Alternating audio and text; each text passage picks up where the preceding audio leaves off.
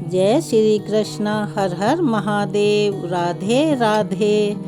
आप सभी का स्वागत है आपके अपने चैनल हमारे संस्कार में। आज हम आपके लिए लेकर आए हैं भादो मास कथा अध्याय 3।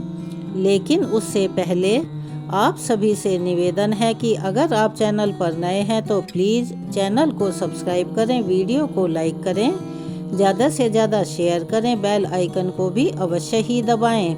कमेंट्स बॉक्स में जय श्री कृष्णा, हर हर महादेव, राधे राधे लिखना ना भूलें, क्योंकि ये उस शक्ति के नाम हैं जिनमें इतनी सामर्थ्य है कि वो हमारे जीवन के सभी कष्टों और सभी समस्याओं का निवारण कर सके। जैसा कि आप सभी जानते हैं, सावन तो चला गया, लेकिन भादों का मास भी भक्ति से भरपूर होता है और उतना ही पावन भी होता है। यह मुख्यतः भगवान गणेश और श्री कृष्ण को समर्पित होता है। श्री कृष्ण के जितने भी विग्रह हैं उन सभी की इसमें पूजा की जाती है। तो आप सभी से अनुरोध है कि अपने कीमती समय में से थोड़ा सा निकालकर हमारी यह कथा पूरी सुना कीजिए और जितना भी संभव हो राधे राधे का जाप करते रहिएगा, क्योंकि उनकी शरण में जाने से हमारे सभी पाप नष्ट हो जाते हैं और हमें इस आवागमन से भी मुक्ति मिलती है। आज का तीसरा अध्याय सुनाने से पहले हम आपको एक ऐसा वृतांत, ऐसा प्रसंग, ऐसी कथा सुनाने जा रहे हैं जिसे सुनकर आपके मन का मयूर नाच उठेगा और आपको उसे पढ़कर या सुनकर अति प्रसन्नता होगी। तो चलिए शुरू करते हैं। प्राचीन समय की बात है। लगभग 400-450 वर्ष पहले एक दर्जी हुआ था जिसका नाम परमेष्ठी था। वह अपने नाम के अनुसार भगवान का बहुत ही बड़ा भक्त था, लेकिन उसका शरीर काले रंग का और वह कुबड़ा और कमजोर दर्जी था। शरीर से कुरूप होने के बाद भी वह हृदय से बहुत ही निर्मल और सरल था और भगवान का बहुत ही भजन पूजन किया करता था, यानी कि उनका सच्चा भक्त था। और उसकी पत्नी थी, उसका नाम विमला था। उनके घर में 3 संतान थी, जिनमें से एक बेटा और 2 बेटियां थी। उसे अपनी पत्नी, अपनी संतान आदि से कोई भी लगाव नहीं था। भगवान नाम में उसकी इतनी आस्था थी कि वह हमेशा कपड़े सिलते हुए भी, उठते बैठते, आते जाते, खाते पीते हमेशा भगवान के नाम का स्मरण किया करता था।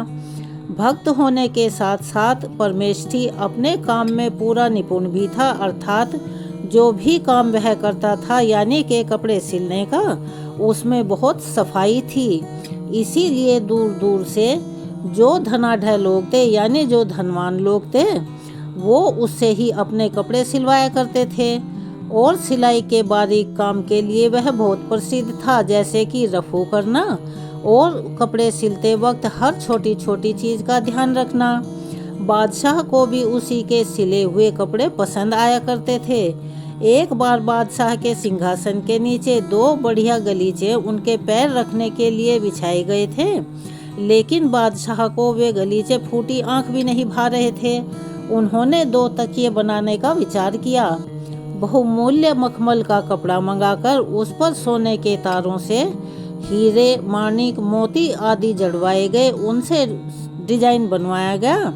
जड़ाऊ काम बादशाह को पसंद आ गया। परमेष्ठी को उन्होंने बुलवाया और बादशाह ने वह कपड़ा उसे दे दिया और उसके 2 तकिए बनाने के लिए कहा। परमेष्ठी वो रत्न जड़ित वस्त्र लेकर अपने घर आ गया। घर आकर परमेष्ठी ने उस वस्त्र के 2 खोल बनाए, यानी जो तकिए के कवर होते हैं वो बनाए, और उनमें जो अंदर भरावन भरना था, यानी रुई भरनी थी, उन्हें इत्र से सुगंधित कर दिया और वह सुगंधित रुई उन तकियों में भर दी। अब वो तो पहले ही खोल ही सुंदर लग रहे थे, लेकिन रुई भरने के बाद जैसे ही उस कपड़े में तनाव आया तो उसके ऊपर जो नक्काशी थी, यानी कि जो भी रत्नों और मणियों से किया हुआ काम था, वह जगमग करने लगा। अब उसको देखकर इत्र की सुगंध से पूरा घर तो भर ही गया था। ऐसे तकिए भला दर्जी अपने घर में कैसे रख सकता था। वह उन्हें यहाँ बादशाह को लौटाने के लिए, यानी उसके यहाँ ले जाने के लिए उठ खड़ा हुआ। तकियों को उठाकर हाथ में लेते ही परमेष्ठी ने ध्यान से उन रत्नों की छटा देखी तो उसके मन ने कहा, आहा, कितने सुंदर तकिए हैं। यह तकिए क्या एक सामान्य मनुष्य के योग्य हैं? इनके अधिकारी तो भगवान वासुदेव हैं। जैसे जैसे इत्र की सुगंध नाक में पहुंचने लगी, वैसे वैसे यह जो विचार परमेष्ठी के मन में आया था और भी दृढ़ होता चला गया। मन में अब ऐसा द्वंद्व चला कि वो कारीगरी किस काम की जो भगवान के सेवा में ना लगे, और वो कारीगर किस काम का जो भगवान की सेवा में उसको अर्पित ना कर सके। लेकिन मैं करूं तो क्या करूं? बहुत ही असमंजस यानी उलझन में हूँ। तकिए तो बादशाह के हैं। मन के असमंजस ने ऐसा रूप ले लिया कि परमेष्ठी को पता ही नहीं चला कि वह कहाँ है और क्या कर रहा है, क्या सोच रहा है। और उस दिन श्री जगन्नाथपुरी में रथ यात्रा का महोत्सव था। वैसे तो परमेष्ठी एक बार वहां जाकर रथ यात्रा का महोत्सव देखकर आ चुका था, लेकिन अपने मन में उठ रहे भावातिरेक में जैसे रथ यात्रा का वह अपने सामने ही दर्शन कर रहा था। परमेष्ठी देख रहा था कि श्री जगन्नाथ जी रथ पर विराजमान हैं और कितने अनगिनत नर नारी रस्सी को पकड़कर रथ को खींच रहे हैं। कोई पीछे से हाथ लगा रहा है यानी उसको धक्का दे रहा है और वहाँ कीर्तन हो रहा है। जय जयकारों से पूरे तीनों लोक गूंज रहे हैं। सेवक गण एक के बाद एक वस्त्र बिछाते जा रहे हैं। श्री जगन्नाथ जी एक वस्त्र से दूसरे वस्त्र पर पधारते हैं। लेकिन अचानक क्या होता है कि रथ के कठिन आघात से जगन्नाथ जी के नीचे बिछाया हुआ वह कपड़ा फट गया। अब सेवक मंदिर की ओर दौड़े और दूसरा वस्त्र लेने के लिए वहां ढूंढने लगे, लेकिन उन्हें कुछ मिल ही नहीं रहा था और उस काम को करने में उन्हें देर लग रही थी। परमेष्ठी से यह दृश्य देखा नहीं गया। उन्होंने बड़ी तेजी से 2 तकियों में से एक तकिया उठाया और श्री जगन्नाथ जी को बिना कुछ सोचे समझे अर्पण कर दिया। प्रभु ने उसे तुरंत स्वीकार कर लिया।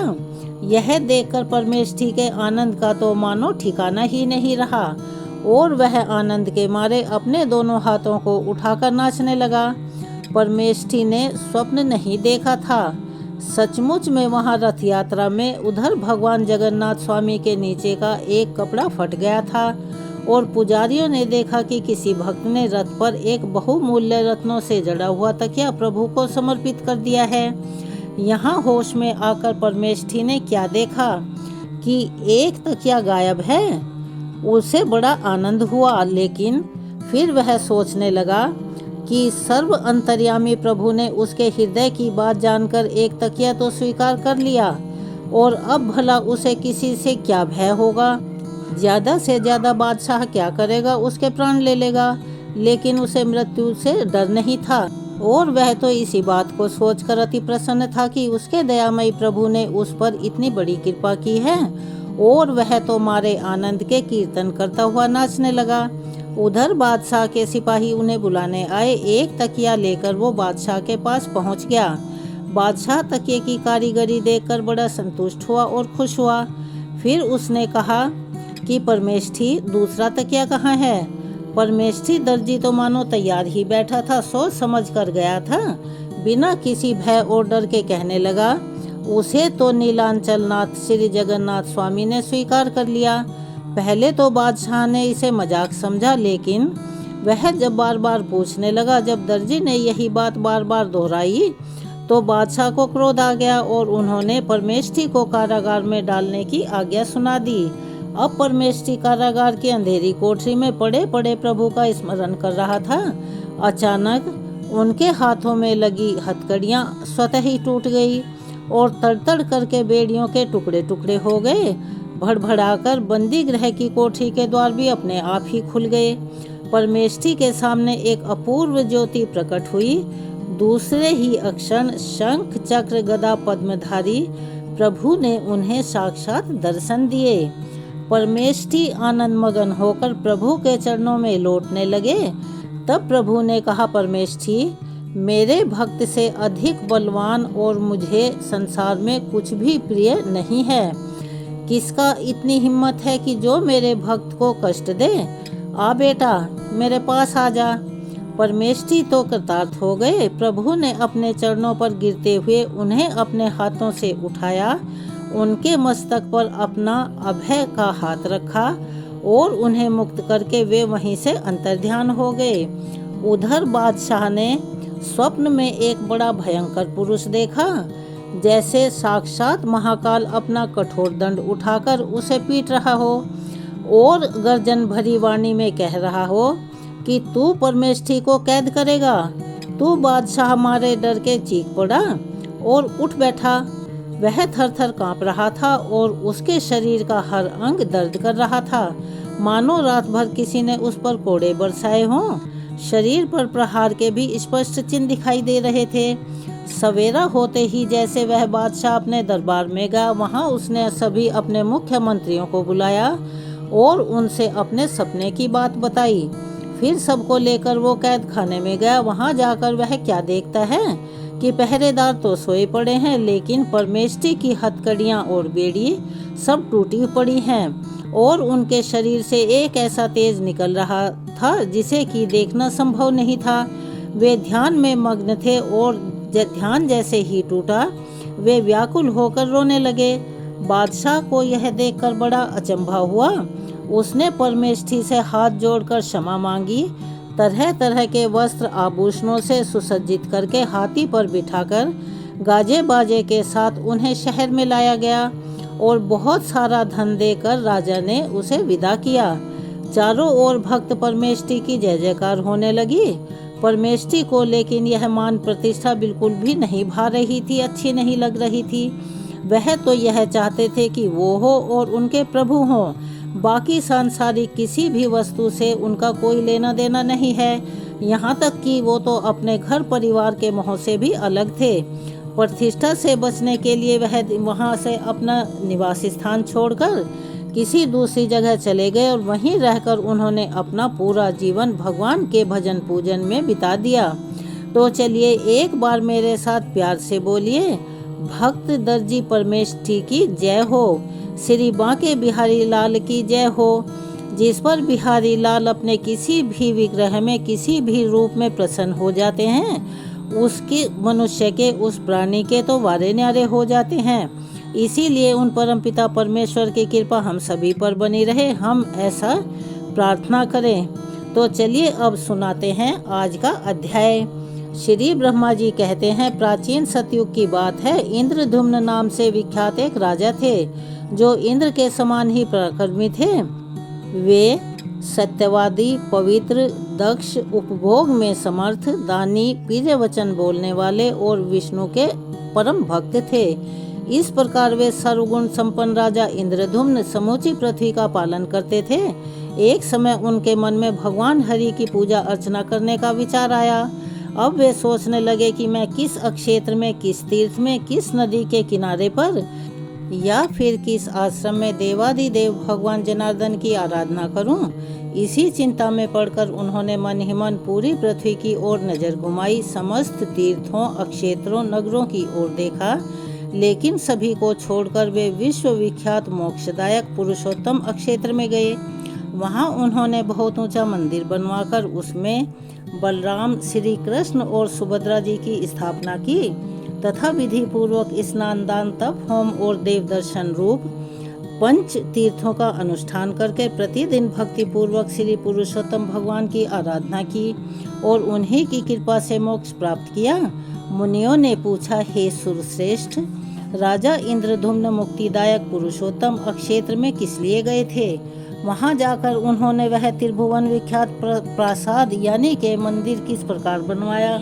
प्रजापति उन्होंने भगवान श्री कृष्ण, बलराम जी और सुभद्रा जी की स्थापना कैसे की? यह सब बातें विस्तार पूर्वक बताने की कृपा करें।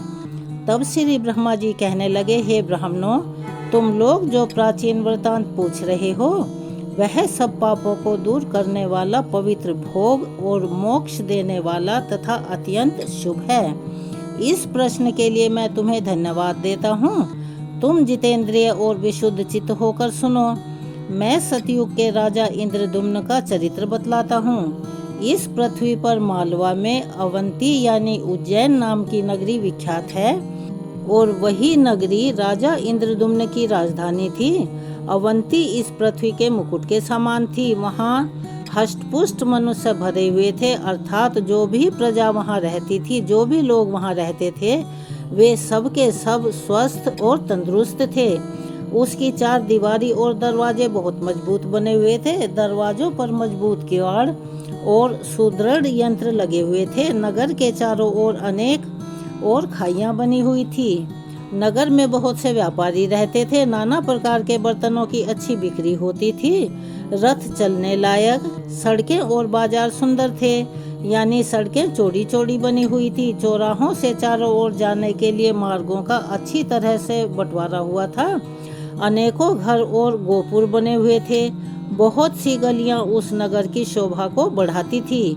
राजहंसों के समान श्वेत और मनोहर महल लाखों की संख्या में बने हुए थे, जो उस पुरी की शोभा को और भी बढ़ा रहे थे। अनेकों यज्ञ संबंधी उत्सवों के कारण उस नगर में हमेशा आनंद छाया रहता था और शांति और समृद्धि बनी रहती थी। गाने और बजाने की ध्वनि हमेशा गूंजती रहती थी। तरह तरह की ध्वजा और पताकाओं से वह पुरी सुशोभित थी। हाथी, घोड़े, रथ और पैदलों की सेना चारों ओर व्याप्त थी। अनेक प्रकार के सैनिक वहां भरे हुए थे। अनेकों जनपदों के लोग वहां पर बसे हुए थे। ब्राह्मण, क्षत्रिय, वैश्य, शूद्र तथा विद्वान पुरुषों से वह नगरी शोभायमान हो रही थी।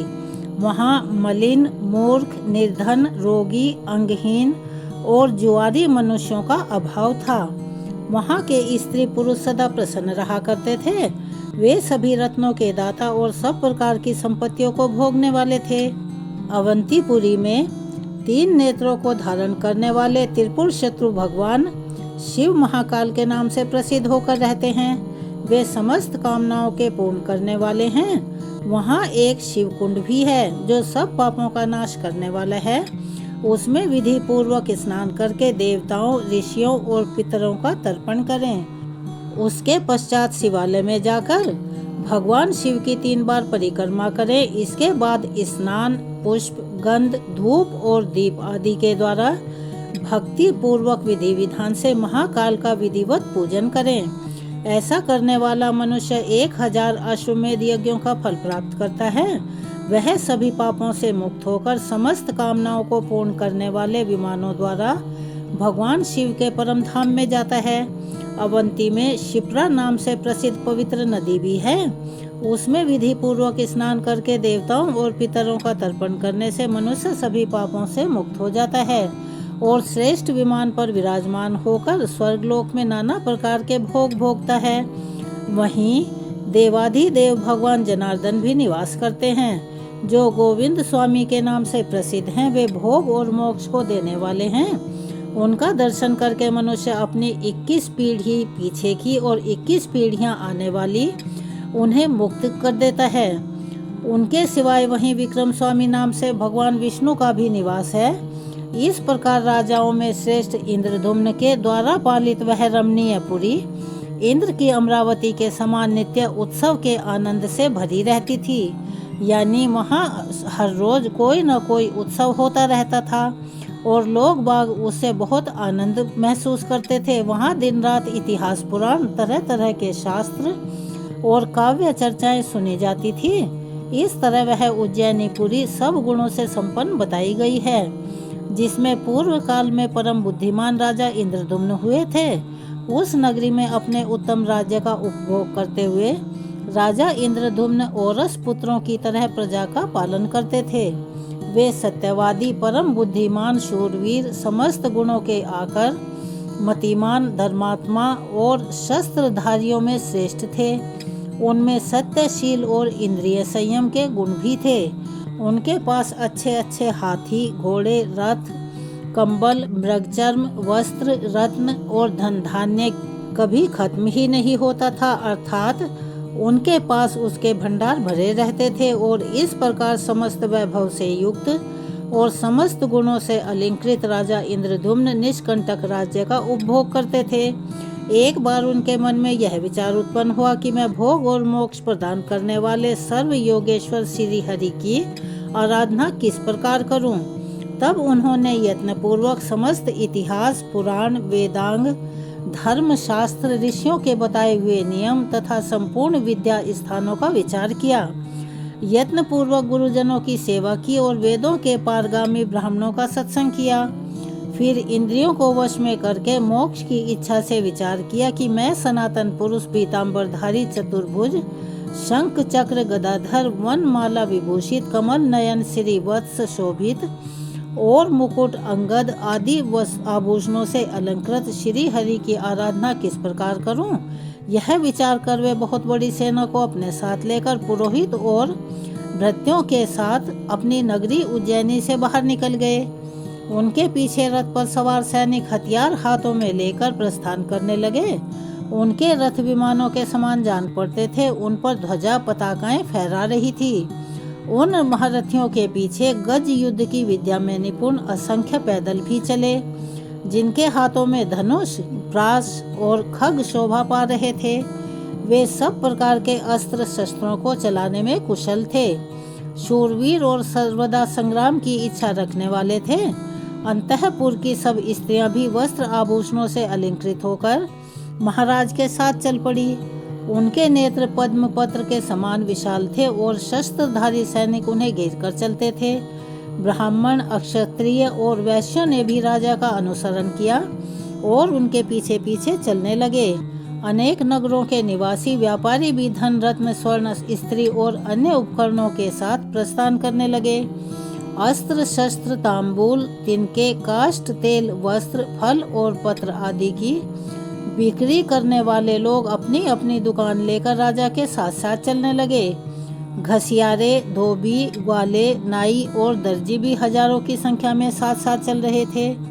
मंगल पाठ करने वाले, पुराणों का अर्थ बताने में प्रवीण कथावाचक, काव्य रचयिता कवि, विष झाड़ने वाले, गरुड़ विद्या के जानकार, तरह तरह के रत्नों की परीक्षा करने वाले, गज चिकित्सक, मनुष्य चिकित्सक, वृक्ष चिकित्सक, गौ चिकित्सक और समस्त पूर्ववासी राजा के पीछे पीछे चलने लगे। जैसे दूसरे गांव को जाते हुए पिता के पीछे पुत्र भी उत्सुक होकर जाने लगते हैं, ठीक उसी प्रकार समस्त पूर्ववासियों ने भी राजा इंद्रद्युम्न का अनुसरण किया और उनके साथ साथ चलने लगे। इस प्रकार हाथी, घोड़े, रथ और पैदल सहित महान जन समुदाय के साथ धीरे धीरे यात्रा करते हुए महाराज इंद्रद्युम्न दक्षिण समुद्र के तट पर जा पहुँचे। वहाँ उन्होंने रमणीय समुद्र का दर्शन किया, जो लाखों उत्ताल तरंगों के व्याप्त होने के कारण नृत्य करता सा लग रहा था। उसमें अनेकों प्रकार के रत्न और तरह तरह के प्राणी भरे हुए थे। उसमें बड़े जोर का शब्द हो रहा था। खारे पानी से भरा हुआ वह नदियों का स्वामी, सिंधु परम पवित्र, सभी पापों को दूर करने वाला और समस्त मनोवांछित कामनाओं को पूर्ण करने वाला है। ऐसे समुद्र को देखकर राजाओं में श्रेष्ठ इंद्रद्युम्न को बड़ा आश्चर्य हुआ। उन्होंने समुद्र के तट पर पहुंचकर एक मनोहर प्रदेश में, जो कि सवगुण संपन्न और पवित्र था, निवास किया। मुनियों ने पूछा, हे ब्राह्मण, भगवान विष्णु के उस परम पवित्र पुरुषोत्तम क्षेत्र में क्या पहले भगवान की कोई प्रतिमा नहीं थी, जो राजा ने सेना और सवारियों के साथ वहां जाकर श्री कृष्ण, बलराम और सुभद्रा जी की स्थापना की? तब ब्रह्मा जी बोले, हे महर्षियों, इस विषय में समस्त पापों का विनाश करने वाली एक अति प्राचीन और पौराणिक कथा सुनो।